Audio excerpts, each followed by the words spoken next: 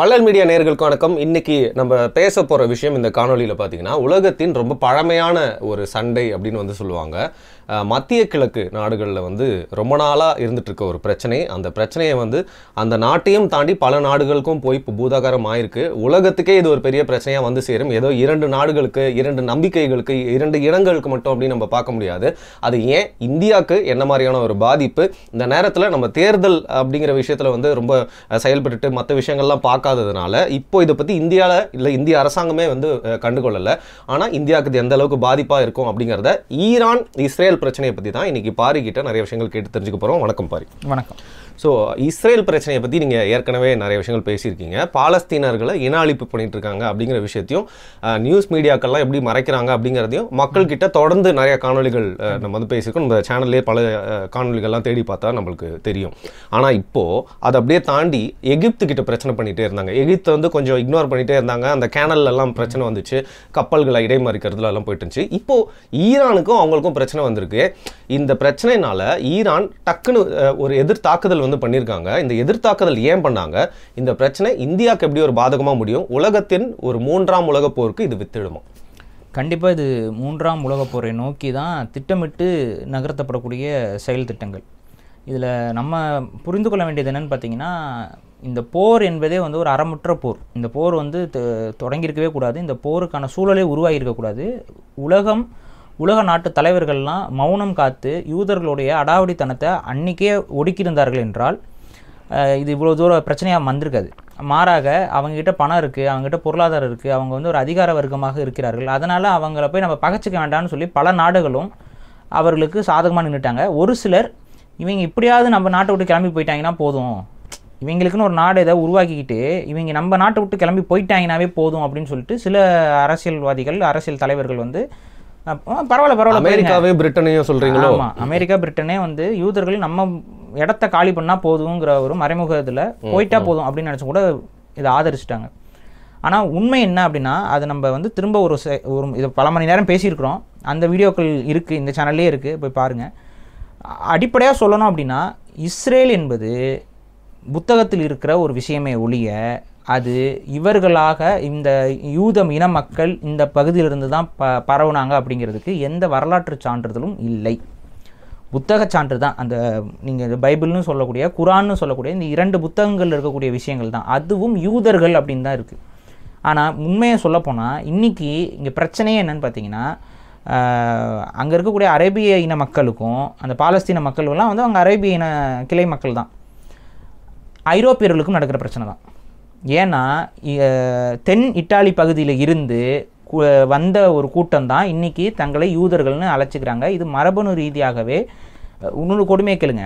இஸ்ரேலில் DNA test தடை செய்யப்பட்டிருக்கு, தெரியுமா? அடேங்கப்பா. யாருமே டிஎன்ஏ டெஸ்ட் எடுக்க முடியாது. இல்ல உலகம் ஃபுல்லா சிதறடிக்கப்பட்டு திருப்பி வந்ததுனால என்ன கலப்பு நடந்துச்சுன்றீங்களா, இல்ல வேற ஏதோ ஒரு உண்மையை மறைக்கிறாங்க? சிம்பிளா என்னன்னா, இது யூத இது இனமா மதமா அப்படின்னு பார்த்தீங்கன்னா, இது மதத்தின் அடிப்படையில் அவங்க தங்களை ஒரு இனம்னு கட்டமைச்சுக்கிறாங்க. இப்போ தமிழர்கள் மதமா இனமான்னு கேட்டால் நம்ம என்ன சொல்லுவோம்? நம்ம தமிழர்கள் இனம். அதுக்கப்புறம் இந்த இனத்துக்குன்னு ஒரு மதம் இருக்கானா? ஆமாம் இருக்குது, ஒரு வழிபாட்டு முறை இருக்குது, ஒரு பண்பாட்டு முறை இருக்குது, இது வேற. ஆனால் யூதர்கள் இனமா மதமானு கேட்டால் அவர்கள் மதத்தின் அடிப்படையில் தான் ஒரு இனம். இப்போ நீங்கள் எடுத்துக்காட்டுக்கு இஸ்லாமியர்கள் மதமா இனமானா இது எப்படி? மதம். அந்த இதுல ஒரு 12 குடிகள் இருந்திருக்காங்க, அந்த யாக்கோபுன்னு ஒருத்தரோட பிள்ளைங்க. அதனால அவங்க தான் யூதர்கள். இது எல்லாமே காது கேட்கறதுக்கு சிரிப்பா இருக்கும். ஒருத்தனுக்கு பிறந்தவங்க தான் ஒரு இனம்னு நீங்க சொல்ல ஆரம்பிச்சிங்க அப்படின்னா அதெல்லாம் தப்பா பிறந்தவனா போயிடும். இப்போ நீங்க குரான்ல எடுத்துக்கோங்க, பைபிள்லையும் எடுத்துக்கோங்க, ஆதாம் ஏவாளுக்கு பிறந்தவங்க தான் இதுன்னு சொல்லிட்டு ஒரு கதையை போட்டு விட்டு 2 பேருக்கு தான் ஒரு மனித சமூகமே பிறந்துச்சுங்கிறது இது ஒரு பிற்போக்குத்தனமான புரிதலற்ற ஒரு தன்மை. இதான அது ஒரு ஆணும் பெண்ணும் படைச்சாங்க, அதுக்கப்புறம் உலகம் வந்துச்சு அப்படின்னா இப்போ அவங்களுக்கு பிறந்த குழந்தைகள் தான், அதுக்கப்புறம் வேற படைப்பு இல்லை அப்படிங்கிற பட்சத்தில் அது என்ன சொல்ல வருது? சரி மடைமாற்றி அது ஒரு பெரிய டாபிக். அதுக்குள்ள போவேனா, இதே சொல்லுங்க. இந்த புத்தகத்துல இருக்கிறது எல்லாம் சரிங்க அப்படின்னு சொல்லி பேசிக்கிட்டு இருந்தா எடுபடாது. இது அறிவு சார்ந்த தளத்துக்குள்ளே இது போகாது, கற்பனைவாதத்துக்குள்ள போய் நிற்கும் இது. ஸோ அந்த புத்தகத்தில் இருக்கிறத அப்படியெல்லாம் நம்ம எடுத்துக்க முடியாது. அது ஒரு புத்தகம், காலங்காலமாக பலரால் எழுதப்பட்டு மாற்றப்பட்டு திருத்தப்பட்ட புத்தகம். யூதர்கள் கடவுளால் ஆசீர்வதிக்கப்பட்ட பிள்ளைகள்னு எழுதுறது பச்சை கிளிக்கு பைக் வாங்கி கொடுத்துக்கொள்வோம், பச்சை கிளியை பத்திரமாக பார்த்துக்கொள்வோம்னு ஒரு லெட்டர் இருந்துச்சுல, அந்த மாதிரியான ஒரு லெட்டர் தான் அது. அதை நம்ம வெளிப்படையாக சொல்லி தான் ஆகணும். இது இஸ்லாமியர்களும் கடுப்பானாலும் சரி, கிறிஸ்தவர்கள் கடுப்பானாலும் சரி, இதுதான் உண்மை.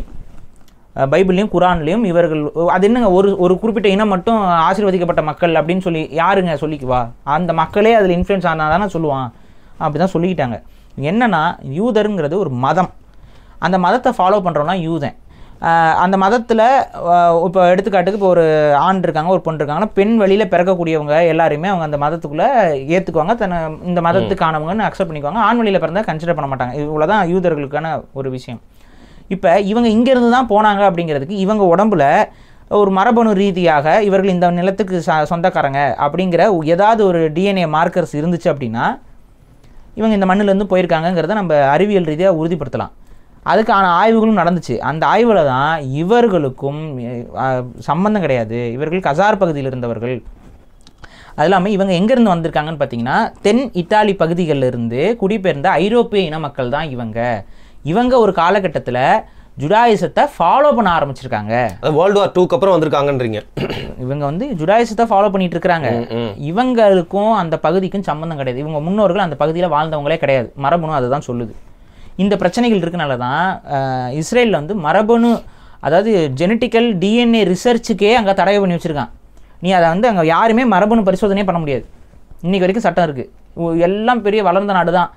இவ்வளோ வளர்ந்த நாடு ஏன்டா டிஎன்ஏ ரிசல்ட்ஸையும் டிஎன்ஏ டெஸ்டிங்ஸுக்கும் வந்து நீ வந்து தடை போட்டு வச்சுருக்கேன்னு ஒரு கேள்வி அங்கே கேளுங்களேன்.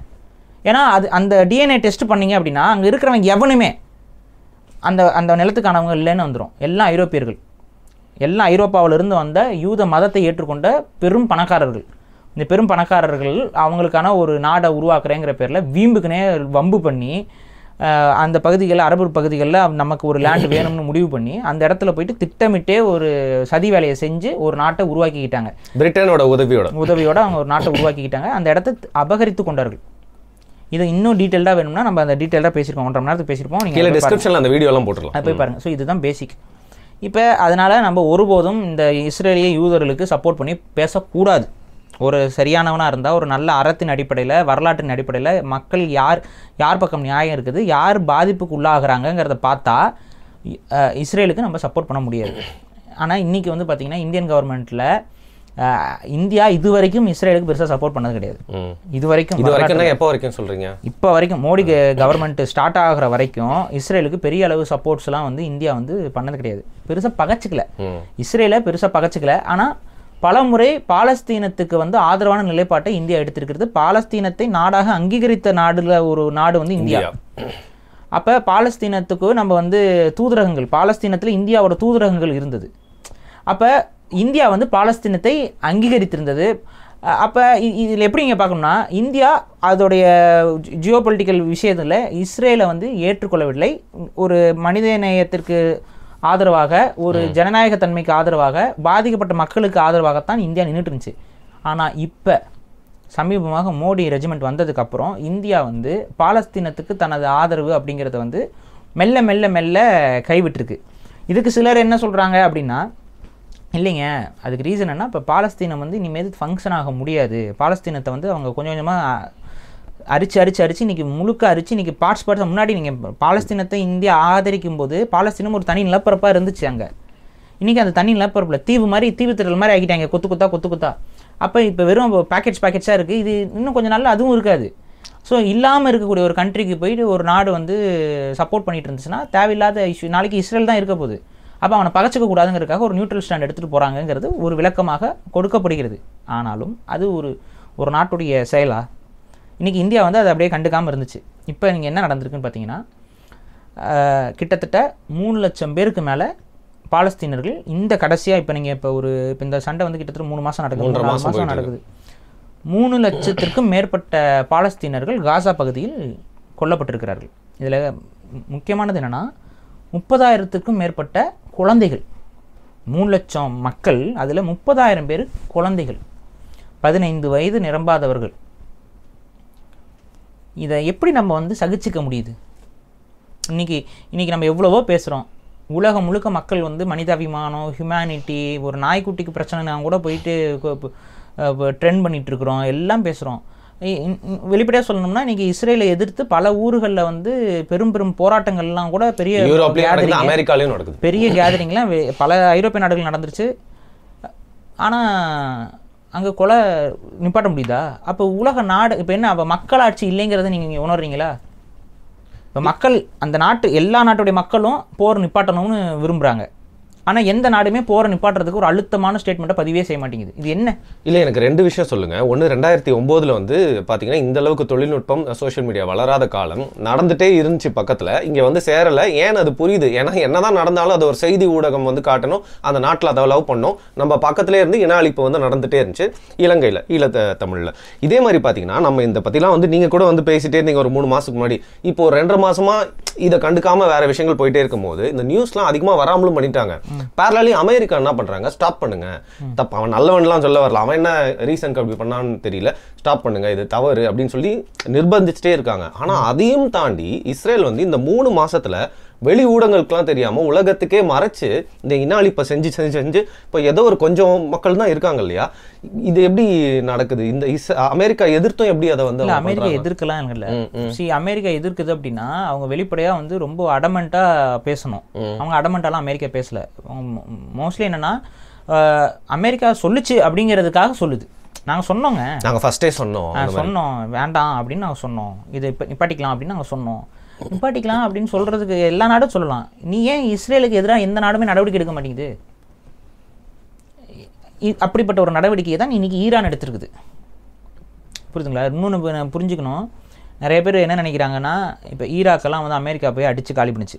ஈராக்கை உள்ளே இறங்கி அடித்து காலி பண்ணாங்க. அதே போல் ஈரானையும் காலி செய்து விடுவார்கள்.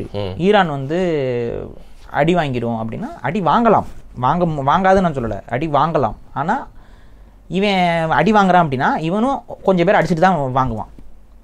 அணு ஆயுதம் ஈரானிடம் இருக்குது, உபயோகப்படுத்தப்படுறதுக்கு வாய்ப்பு இருக்குது, ஈரான்கிட்ட இருக்குது. அவங்க அந்த ரிசர்ச்லாம் பண்ணிக்கிட்டு இருக்காங்க. அதில் சக்ஸஸ் ஆகிட்டாங்களா இல்லையாங்கிறது நமக்கு தெரியல. பட் நியூக்ளியர் ரிசர்ச்சுக்கான பெர்மிஷன்ஸ் அவங்ககிட்ட இருந்திருக்கு. அவங்க அதை ரிசர்ச் ப்ராசஸில் இருந்திருக்கிறாங்க. இந்தியா அந்த நியூக்ளியர் ரிசர்ச்சுக்கெலாம் வந்து கோஆப்ரேட்டிவ் ரிசர்ச்சாகவும் இந்தியாவும் அதுக்கு ஹெல்ப்லாம் பண்ணிட்டு இருந்திருக்கு. நம்மளுக்கும் அவங்களுக்கும் நல்ல ரிலேஷன்ஷிப், அதை நம்ம சொல்லி ஆகணும். இப்போ ஈரானுக்கும் இந்தியாவுக்கும் இருக்கக்கூடிய ரிலேஷன்ஷிப்பு ரொம்ப ஸ்ட்ராங்கான ஒரு பாண்டு. அதுக்கு ரீசன் பல இருக்குது. இதில் நீங்கள் எதனால் அது வரலாறு நம்ம பார்க்கணும்.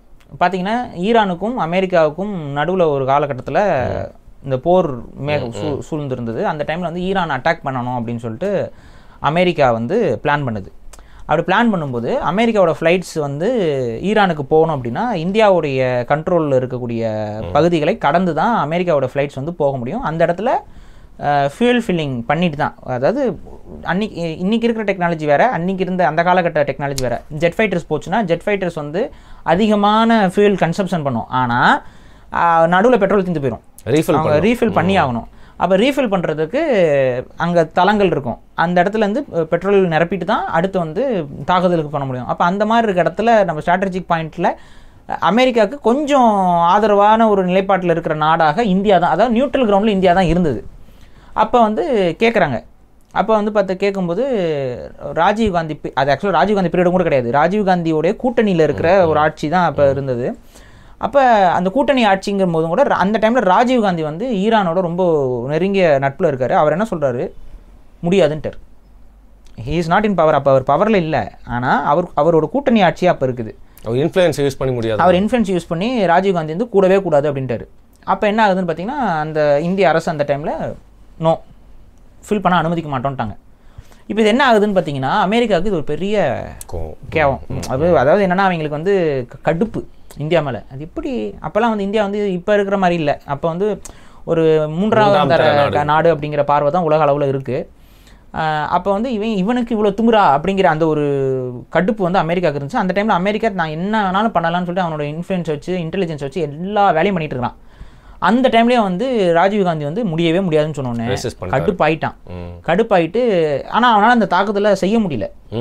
ஈரான் மேலே அந்த ஒரு சக்ஸஸ்ஃபுல்லாக அந்த தாக்குதலை செய்யணும்னா பெட்ரோல் ஃபில் பண்ணியே ஆகணும். எந்த நாட்டில் போய் ஃபில் பண்ணுறது?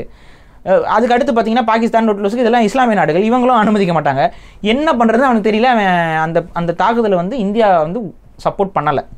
அப்போ இது வந்து ஈரானுக்கும் இந்தியாவுக்கும் இருக்கான நட்பை வந்து கொஞ்சம் அதிகரித்து விட்டு, அது இல்லாமல் ரஷ்யா அண்ட் ஈரான் எப்பவுமே ஓரளவுக்கு அவங்களுக்குள்ள இந்த தொழில் ரீதியான காம்படிஷன் இருக்குது. ரெண்டுமே ஃபியூலில் போட்டி இருக்குது அவங்களுக்குள்ள. ஆனாலும் அவங்களுக்குள்ள ஒரு ஒரு அண்டர்ஸ்டாண்டிங் இருக்குது. அதே போல் கோல்டு வார் நடந்துச்சு அப்போ. இருக்கு, அதாவது ஒரு இல்ல ரஷ்யா வர்சஸ் யுஎஸ்ஏ அப்போ கோல்டு வார் இருந்துச்சு, அதனாலயே அவங்க அது சப்போர்ட் இருக்கும். இதில் நீங்கள் இப்போ சமீபத்தில் பார்த்தீங்க அப்படின்னா இந்த கச்சா எண்ணெய் சார்ந்த விஷயங்களில் ஈரான் கிட்ட இருந்தும் ரஷ்யா கிட்ட இருந்தும் வந்து கச்சா எண்ணெய் வந்து வாங்கக்கூடாதுன்னு சொல்லி அமெரிக்கா வந்து நமக்கு இந்தியாவுக்கு வந்து ப்ரெஷர் பண்ணிட்டு இருந்தாங்க.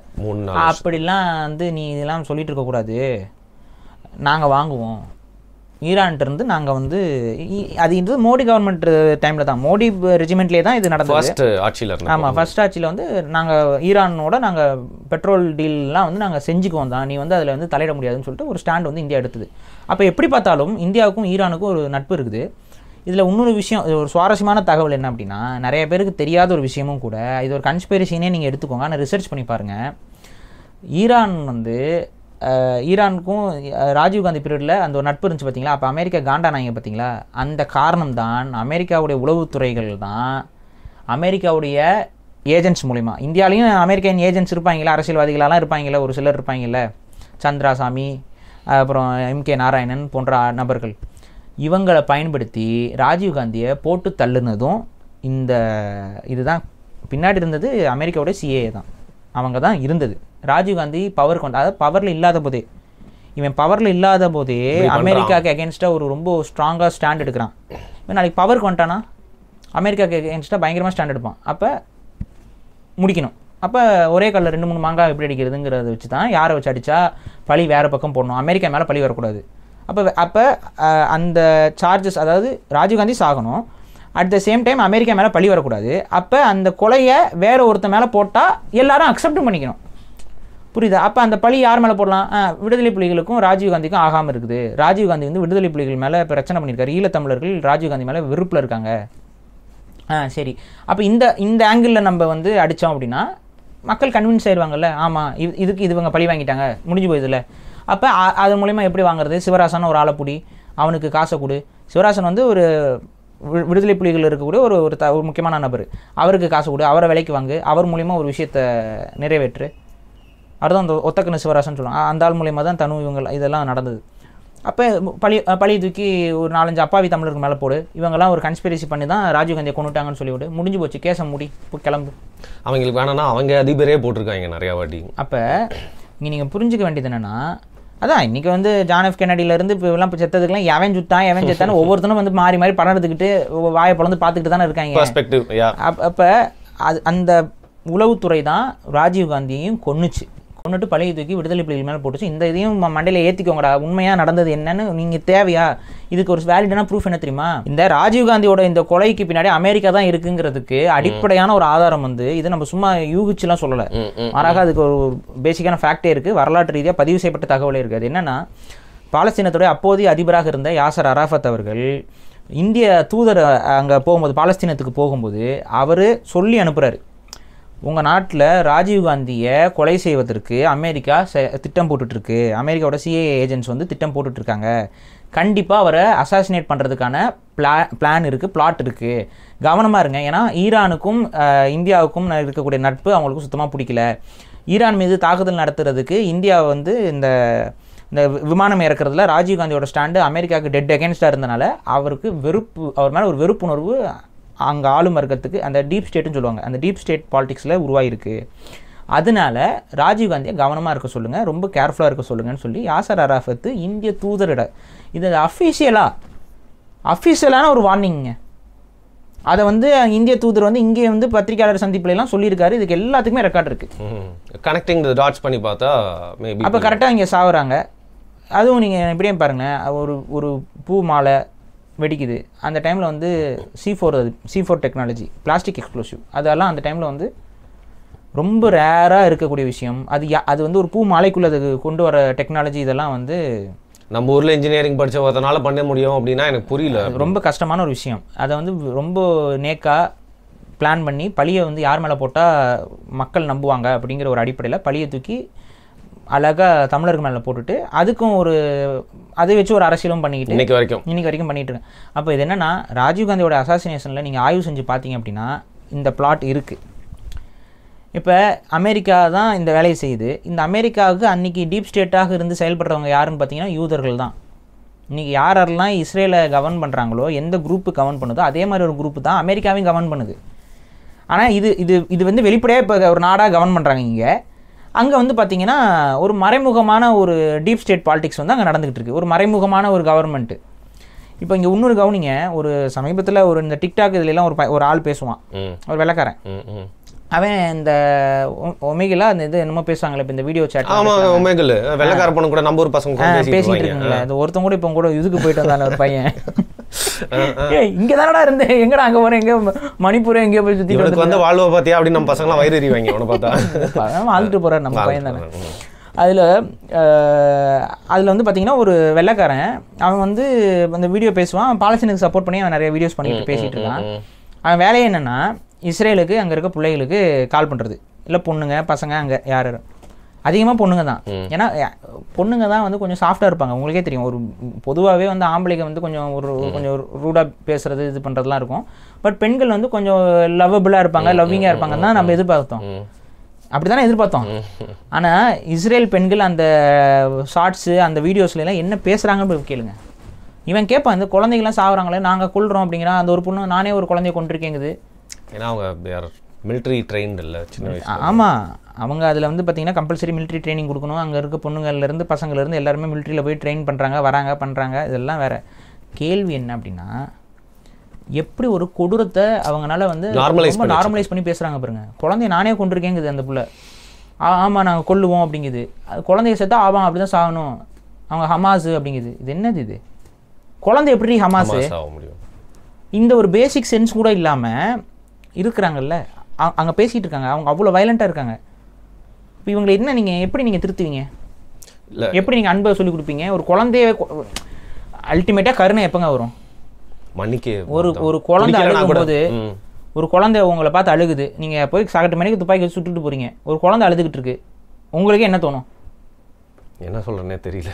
அந்த குழந்தைய உங்களுக்கு சுட தோணுது அப்படின்னா உங்ககிட்ட போய் நான் என்ன பேச்சுவார்த்தை பண்ணி உங்களை நான் ஸ்டாப் பண்ண முடியும்? உங்களை கொல்றதை தவிர்த்து நான் எப்படி உங்களை ஸ்டாப் பண்ண முடியும்? மழுங்கி போயிடுச்சு மூளை. அப்போ இஸ்ரேல் கவர்மெண்ட்டே அதானே பண்ணுது, குழந்தைகளை கொல்லுது. அப்போ இந்த கவர்மெண்ட் கிட்ட வந்து என்ன நீங்கள் பேச்சுவார்த்தை நடத்திட்டு இருப்பீங்க? இவங்க முடிஞ்ச வரைக்கும் ஈரான் வந்து இந்த போரை அவாய்ட் பண்ண தான் பார்க்குது. ஈரானே இந்த போரை அவாய்ட் பண்ண தான் பார்த்துச்சு. சொல்லி பார்த்தாங்க, ப்ரெஷர் பண்ணி பார்த்தாங்க. உலக நாடுகள் மத்தியில் ப்ரெஷர் பண்ணாங்க. டோட்டலாக எல்லா மீடியாஸ்லேயும் வந்து இந்த ஃபூட்டேஜஸ் எல்லாத்தையுமே எடுத்து பரப்பி மக்கள்லாம் சப்போர்ட் தான். மக்கள்லாம் பாலஸ்தீனத்தில் போகிற நிப்பாட்டுங்க, இது செய்யக்கூடாது, காசாவில் போகிற நிப்பாட்டுங்க. இஸ்ரேல்லையே அதான் காசாவில் இஸ்ரேல்னு ஒன்று இல்லைங்க.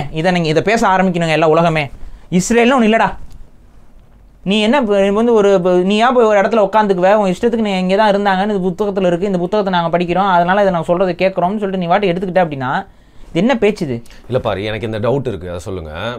இப்போ நான் மென்ஷன் பண்ணுறதுக்காக மற்றவங்களுக்கு புரியுன்றதுக்காக இஸ்ரேல்ன்ற வார்த்தை யூஸ் பண்ணுறேன். இப்போ இஸ்ரேல் வந்து என்ன பண்ணுறாங்க, டமாஸ்கஸில் இருக்க ஈரானோட தூதரகத்தை வந்து அடிக்கிறாங்க. அது வந்து இது எனக்கு என்னோட யோசனை, நான் அரசியல் ஞானி இல்லாமல் தெரியல எனக்கு ஏன் இப்படி பண்ணாங்க. ஏன்னா ஒரு தூதரகம் அப்படிங்கிறது ரெப்ரஸன்டேட்டிவ் ஆஃப் அ ஸ்டேட், எங்கே இருந்தாலும் சரி. அதை அடிச்சே நீ வேணும்ட்டே வந்து ஒரு இந்த வாரம் வந்து ஈரானை இழுக்கிறதுக்காக பண்ணியிருக்காங்களோன்னு தான் எனக்கு தோணுச்சு. அந்த நான் என்ன சொல்றேன்னாங்க, ஈரானும் வரணும் இந்த போருக்கு. அவங்களோட விஷயம் என்ன அப்படின்னு பார்த்தீங்கன்னா, இன்னைக்கு இஸ்ரேலை வந்து பாலஸ்தீன மக்கள் எல்லாத்தையும் ஜெனோசைட் பண்ணிட்டு நாளைக்கு யாருமே அங்கே வந்து பாலஸ்தீனம் அப்படிங்கிறத பற்றி பேசுறதுக்கு ஆளே இல்லாமல் ஆக்கணும். அவங்கள ஒன்றா விரட்டி அடிக்கணும், அவங்கள இல்லைன்னா ஏதாவது ஒன்று பண்ணணும். இப்போ சுற்றி வந்து அவங்களுக்கு எப்படி இருந்தாலும் திரட்டு இருக்குது. எல்லாமே இஸ்லாமிய நாடுகள். இஸ்ரேலை சுற்றி எல்லாமே இஸ்லாமிய நாடுகள். இப்போ இந்த சவுதி அரேபியா அதுக்கெலாம் வந்து முதுகு தண்டபலத்தை வந்து அடமானம் வச்சுட்டானுங்க. அவங்கெல்லாம் வாயை திறக்க மாட்டாங்க. அது ஒரு விஷயம். முஸ்லீமாக இருக்காங்களா என்னன்னே தெரில. ஊரில் இருக்க எல்லா அயோக்கியத்தனமும் அந்த நாட்டில் தான் இப்போ நடக்குது. வியாபாரம் தாங்க முக்கியம். அதுதான், அதெல்லாம் போட்டு அல்லாவெல்லாம் விட்டாங்க போல். ஆனால் மற்ற இஸ்லாமிய நாடுகள், ஈரானு, இப்போ ஈராக் வந்து ஒன்றுமே பண்ண முடியாது. ஈராக்லாம் வந்து அடிமை நாடாக தான் மாறிட்டாங்க. பட் ஈரான் வந்து ஓரளவுக்கு ஸ்ட்ராங்காக இருக்கிறாங்க. இப்போ ஈரான் வந்து வேறு வழி இல்லை, இப்போ அந்த பேர்டனை வந்து ஏற்றாகணும். இல்லைன்னா அவங்களுக்கும் ஆபத்து. நாளைக்கு இவ்வளோ பெரிய பகையை இவ்வளோ கொஞ்சம் கூட கரிசனம் இல்லாமல் பாலஸ்தீனர்களை கொல்ற ஒரு கொலகார கும்பலை, ஏன் நீங்கள் இராணுவம் கொலகார கும்பலாக இருந்தால் பரவாயில்லைங்க, மக்கள் வந்து போகிற விரும்பக்கூடாதுங்க. ஆமாங்க, ரொம்ப தப்பு நடக்குது, அரசாங்கம் ரொம்ப தப்பு பண்ணுது, இப்படி சொன்னால் பரவாயில்ல. அப்படியே சொல்கிறாங்க. இப்போ நம்ம இந்தியர்கள் எடுத்துக்கோமே, இங்கே இந்தியர்களில் காஷ்மீரில் நடந்த கொடுமைகள் எல்லாம் கொண்டு போய் வீடியோ போட்டு காமிங்க. இங்கே போய் போட்டு காமிச்சிட்டு நீங்கள் போய் மக்கள்கிட்ட கேளுங்க, இன்னும் இப்படிலாம் நடந்துச்சுங்களான்னு அவன் தெரிஞ்சுக்குவான். தெரிஞ்சுட்டு அவன் என்ன சொல்லுவான் அடுத்த நிமிஷம், இது ரொம்ப தப்புங்க, என்னதான் இருந்தாலும் மனுஷங்கங்க, அப்படிலாம் பண்ணக்கூடாதுங்க, பேச்சுவார்த்தைக்கு வருவாங்க அப்படிங்கிற அந்த ஒரு காமன் சென்ஸ் இருக்கு பாருங்க. அதாவது வந்து துன்பத்தினால நம்ம எந்த ஒரு தீர்வையும் கொடுக்க முடியாது, போர்களால் தீர்வுகள் என்றைக்குமே எட்டப்படாது அப்படிங்கிற அந்த ஒரு விஷயம் இருக்குல்ல, அந்த சென்ஸ் வந்து இந்தியர்கள் இங்கே இருக்க இந்த பகுதியில் இருக்க உலக மக்கள் எல்லாருக்குமே இருக்குது, யூதனை தவிர உலக மக்கள் எல்லாம். ஏன்னா அவன் வந்து இப்போ தொடர்ச்சியாக ஒரு 1000-2000 வருஷமாக அவன் போரில் ஜெயிச்சுக்கிட்டே இருக்கான். அவன் தோக்கலை, அவன் பண்ண எல்லா போர்லையும் அவன் ஜெயிச்சுக்கிட்டு இருக்கான். அதாவது மற்றவங்க முதுகுல சவாரி, ஆமாம், மற்றவங்க முதுகுல சவாரி பண்ணிட்டு அந்த போர் மூலிமா லாபம் பார்த்துக்கிட்டு அப்படி இருக்கனால அவனுக்கு போர் வந்து ஒரு வருமானம் ஈட்டக்கூடிய ஒரு விஷயமாக மாறிடுச்சு. அதனால் அவனுக்கு வந்து போர் வந்து ஒரு பெரிய விஷயமாவே தெரியல, கொஞ்சம் கூட கருணைப்பட மாட்டேங்கிறான். கருணைன்னு ஒன்று இருக்கும்ல, அது இல்லாமல் இருக்கானுங்க அவன். அதுதான் எப்படி எந்த அளவுக்கு பிரெயின் வாஷ் பண்ணால் அந்த மாதிரி ஒரு சமூகம் மாறும். அப்போ இதுதான் நான் சொல்கிறது என்னென்னா, இந்தியாவை பொறுத்த வரைக்கும் இந்த இடத்துல வந்து இப்போ எலெக்ஷன் நடக்கிறதுனால வாயே திறக்கல இந்தியன் கவர்மெண்ட் வந்து. இப்போ ஈரானுக்கும் இந்த போர் பெரிய அளவுக்கு பெட்ரோல் விலைவாசி என்பது இந்தியாவில் இந்த போரோட தொடங்கிருச்சு. இப்போ இந்த ஈரான் இஸ்ரேல் போர் நடக்க தான் போகுது. ஈரான் அவ்வளோ சாதாரண நாடு கிடையாது, பெரிய அளவு தாக்குதல் நடத்துவாங்க. இப்போ நடத்தின தாக்குதலே இஸ்ரேலுக்கு அடி தான், வெளியில தெரியல. அதுதான். பட் இப்போ இவங்க மாறி இப்போ சண்டை போட ஆரம்பிச்சாங்க அப்படின்னா எனக்கு தெரிஞ்சு என்னன்னா ஈரான் இன்னும் கொஞ்சம் முன்னாடியே வந்திருக்கணும்னு தோணும். நான் அப்படிதான் எதிர்பார்த்தேன். ஈரான் வந்து இன்னும் ஒரு 2 மாசத்துக்கு முன்னாடி அந்த காசாவை வந்து நெருங்கி காசாக்குள்ளே நாங்கள் போக போகிறோம், இஸ்ரேல் இராணுவம் காசாக்குள்ளே நுழைய போகுதுன்னு சொன்னாங்க பார்த்தீங்களா, அப்போவே ஈரான் வந்து அடிச்சிரும்னு தான் நான் எதிர்பார்த்தேன். வெறும் ப்ராக்சி வாராவே பண்ணிக்கிட்டு இருந்தாங்க. அதாவது இந்த ஹிஸ்புல்லாங்கிற இந்த மாதிரி அமைப்புகள்லாம் வந்து ஈரான் ட்ரெயின்டு அமைப்புக்கு தான், அவங்களுக்கு சப்போர்ட்டிவ். ஆமாம், இப்போ இவங்களை வச்சே இவங்க மூவ் பண்ணிகிட்டு இருந்தாங்க. நான் என்ன சொன்னேன், ஏன் ஈரானியன் ஆர்மி வந்து உள்ளே இறங்காமல் இருக்குது அப்படின்னு கொஞ்சம் ஏங்கிட்டு இருந்தேன். ஏன்னா அட்லீஸ்ட் இந்த பக்கம் தாக்குதல் நடத்தும் போது இவங்க இங்கே கொஞ்சம் கான்சன்ட்ரேட் பண்ணுறதுக்காக கொஞ்சம் மக்கள் டைல்யூட் ஆகும், அதில் கொஞ்சம் மக்கள் பிழைக்கிறதுக்கு வாய்ப்பு இருக்குது. ஏன்னா அவங்க இப்போ தப்பிச்சு போகிறதுக்கு வழி இல்லைங்க. இப்போ சிங்களவன் வந்து அடிச்சு கொண்டு வரும்போது என்ன பண்ணுறான், கடலில் தமிழர்கள் தப்பிச்சு போக முடிஞ்சு தப்பிச்சு போனாங்க, இந்தியாவுக்குள்ளே வர முடிஞ்சவங்க இந்தியாவுக்குள்ளே வராங்க. இப்போ காசாவில் தப்பிக்கிறதே வழி இல்லையே, இந்த பக்கம் போனால் வெறும் கடல் தான், அந்த கடல் கண்ட்ரோலும் இஸ்ரேல் கிட்ட தான் இருக்குது. கடலை சுற்றி இஸ்ரேல் அமெரிக்க கப்பல்கள் தான், இராணுவ கப்பல்கள் இருக்குது. பார்டரே இல்லாமல் மாட்டிக்கிட்டானுங்க. எப்படி போனாலும் ஹாஸ்டைல் டெரிட்டரியை தாண்டி தான் போகணும். எப்படி போக முடியும், எப்படி தப்பிக்க முடியும்? ஸோ சுற்றி வளைச்சி தாக்குதல் நடத்திக்கிட்டு இருக்கும்போது குழந்தைய முதற்கொண்டு நீ ஹமாஸ்ன்னு சொல்லிட்டு துப்பாக்கி சூடு நடத்துகிற அப்படின்னா வெளிப்படையாகவே இது ஒரு இன அழிப்பு. இந்த இன அழிப்பை மக்கள் தட்டி கேட்கணும். இந்தியா போன்ற நாடுகள் தட்டி கேட்காமல் நமக்கு எதுக்குடா வம்புங்கிற மாதிரி ஒரு ஸ்டாண்ட் எடுக்கிறத வந்து நம்மளால் ஏற்றுக்க முடியல. இந்தியா நினச்சா அழுத்தம் கொடுக்கலாம். ஏன்னா நாளைக்கு இந்தியாவுக்கு தான் இதில் பாதிப்பு இல்லை, யார் ஆட்சிக்கு வந்தாலும் அவங்களுக்கு தலைவலி தான். ஆமாம், இப்போ நாளைக்கு ஈரான் வந்து இப்போ போரில் அடி வாங்குதுன்னு வைங்களேன், ஈரான் இப்போ போரில் அடி வாங்குது, இந்தியாவுக்கு எப்படி பெட்ரோல் கிடைக்கும்? பெட்ரோல் உனக்கு இப்போ யார் கொடுத்துட்ருக்கா? ஈரான் தானே கொடுத்துட்ருக்கு. இப்போ ஈரான்கிட்ட இருந்தால் நீ மெஜாரிட்டி ஷேர், ரஷ்யாக்கிட்ட வந்து ஈரான்கிட்ட இருந்தால் நீ வந்து மெஜாரிட்டி ஷேர் ஆஃப் ஆயில் வந்து இப்போ ப்ரிப்பேர் பண்ணிட்டா கிடக்கிற. அமெரிக்கா என்றைக்கு இருந்தாலும் உன்னை வந்து அவன் கொடுக்குற அந்த ஷேர் வந்து என்றைக்கு இருந்தாலும் அவன் தேவைன்னா நிப்பாட்டுவான். அவனுக்கு தேவையான ஒரு விஷயம் நடக்கணும்னா அவன் நிப்பாட்டுவான். இல்லை, நம்மள ஒரு தூண்டில் மீனாக தான் பார்ப்பாங்க அந்த விஷயத்தில். அப்போ உன்னை வந்து ஒரு இண்டிபெண்ட்டாக ஒரு விஷயமா நினச்சி உங்கள் ஒரு ரூபாயில் கூட எக்ஸ்சேஞ்செலாம் பண்ணிக்கலாங்கிறதுக்கெலாம் தலையாட்டின நாடுகள் இவங்கெல்லாம். அப்போ புரிஞ்சுக்கிட்டு இந்த நேரத்தில் ஈரான் அடிக்குது அப்படின்னா இந்தியா இராணுவ ரீதியான உதவிகளை ஈரானுக்கு வழங்கணும், அது சார்ந்து ஏதாவது பேசணும்.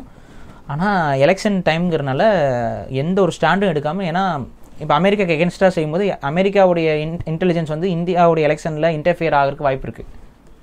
இதெல்லாம் இருக்குது, அந்த பயம், அந்த அச்சம். அப்போ இந்த அளவுக்கு நம்ம பயந்துக்கிட்டு ஒரு நாடு வல்லரசு நாடாக ஆயிட முடியுமா? ஸ்டாண்டு கரெக்டாக எடுக்கணும்ல. இப்போ ரஷ்யா எடுத்தாலும் ஒரு ஸ்டாண்டு கரெக்டாக நிற்கிறாங்கல்ல. இப்போ நார்த் கொரியா ஸ்டாண்ட் எடுத்துருக்குங்க இந்த விஷயத்தில். நார்த் கொரியா ஈரானுக்கு ஆதரவாக வரும்னு நினைக்கிறேன். நார்த் கொரியாவில் வந்து இராணுவ வீரர்கள்லாம் தயார் ஆகுங்கள்னு சொல்லி ஒரு தகவல் வருவதாகவும், அங்கே வந்து தயாரான நடவடிக்கைகள், போருக்கு தயாராகிற நடவடிக்கைகள் மேற்கொள்ளப்படுவதாக தகவல்கள் கசியுது. அப்போ இது எப்படி பார்த்தாலும் இப்போ எல்லா நாடுகளும், ஆசிய நாடுகளில் பல நாடுகள் இன்வால்வ் ஆகுதுன்னு வைங்க.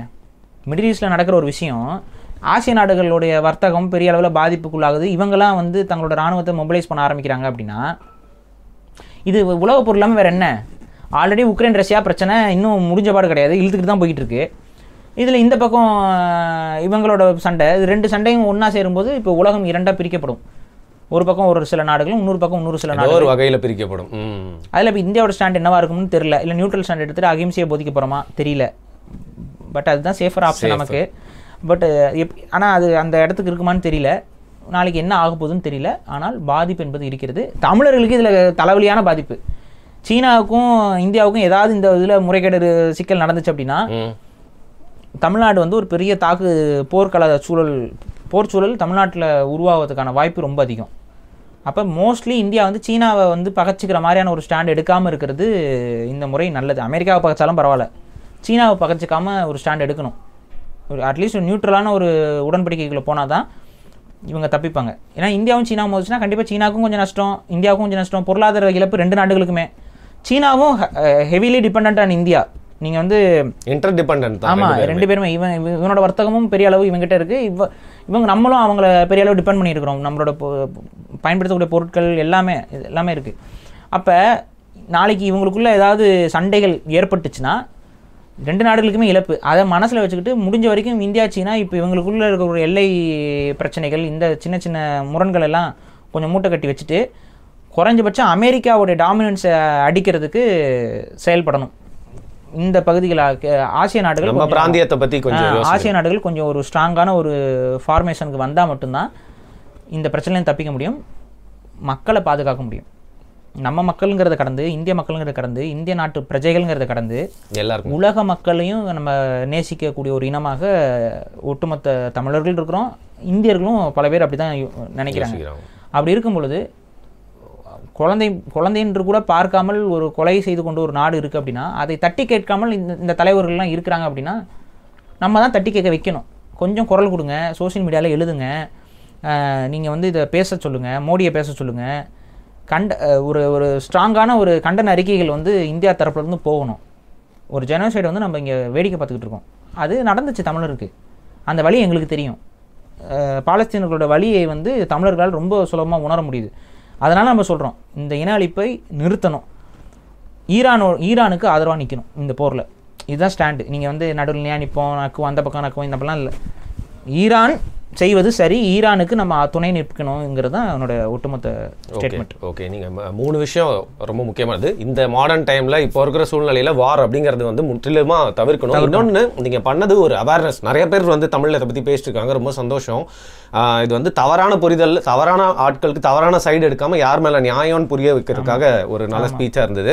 அண்ட் 3வது, நார்த் கொரியாவில் பேர் எப்படி டிசிஷன் எடுக்கிறாங்க, ரஷ்யாவில் பேர் எப்படி டிசிஷன் எடுக்கிறாங்க. ஏன்னா அங்கே எலெக்ஷனே இல்லை, ஒரே தலைவர். அதனால் வந்து நம்ம இந்தியாவும் அப்படி மாறணும்னு யாரும் தப்பாக புரிஞ்சிக்க கூடாது. ஒரு முக்கியமாக நிறைய பேர் பேசுகிற தயங்குற விஷயத்த ரொம்ப ஓப்பனாக பேசியிருக்கீங்க. மிக்க நன்றி பாரு. கண்டிப்பாக.